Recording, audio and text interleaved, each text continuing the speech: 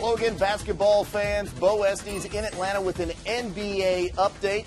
As first reported by ESPN.com, the on-again, off-again trade of Chris Paul to the Los Angeles Lakers is once again off. The Lakers pulling out for unspecified reasons. So to shed a little more light on this, we bring in TNT's David Aldridge. David, the fans want to know, why did the Lakers pull out? Well, I think they got tired of waiting, Bo. There was just a lot of back and forth on Saturday. Obviously, the last 48 hours, it's been an incredible amount of variations on these trades and different scenarios with different players coming and going. And I think ultimately,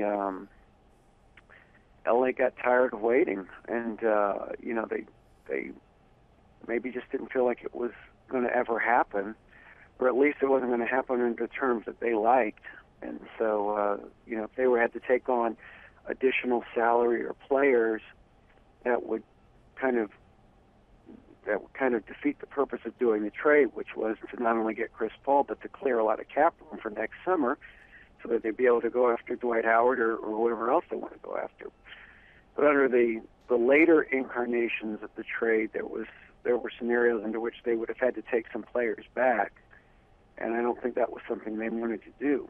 And, Dallas is sitting there with that trade exception that they got today, as a matter of fact, in the Tyson Chandler deal, and decided to pull the trigger on that, get out from under some salary, and it doesn't preclude them from, offering Andrew Bynum and Pau Gasol maybe for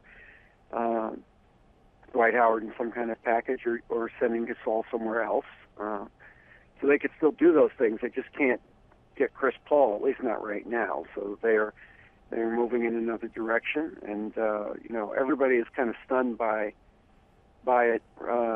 But that's what happens, when these negotiations are so public, and there's so many moving parts. Once you have a 3-team deal, it's a lot of moving parts. A lot of people have to agree. DA, we know you will be continuing to follow this story, but for now, thanks so much for joining us. Okay, thank you. And for more on the Dwight Howard story, we can report that earlier on Saturday, Dwight Howard addressed the media and did, in fact, admit that he's asked general manager of Orlando, Otis Smith, for a trade. What's the reason why you requested the trade? Well, when that time comes, if I get traded or wherever, or whatever happens, then, I can let you guys know. Yeah, but why? When that time comes, then I'll let you know. Is there sadness? I mean, are you upset by this? I mean, it seems like you're a little down. Am I sad about? The end is near, it seems like. I mean, does that upset you? Well, it's not upsetting, but, it hurts. I don't think people would understand it,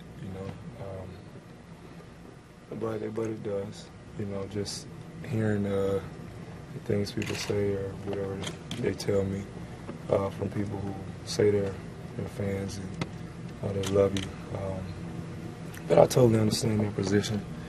There's nothing I can do about it, but continue to do and be who I am, and never change because, there's people who hate you because of whatever you decide to do with your life.